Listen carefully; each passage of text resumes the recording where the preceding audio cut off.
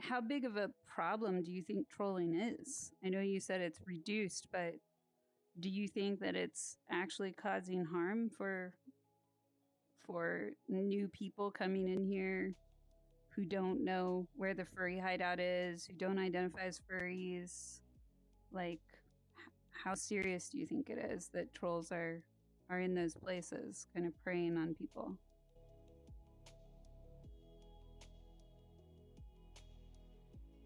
Well, my personal opinions are different from others, but when it comes to communities, it would be very off-putting to be yelled at right when you join a room and it's the first time you're playing VRChat, and it would probably set you off because you're not going to be used to that. People IRL, when you're walking around, won't yell at you and call you the N-word or call you a F-slur.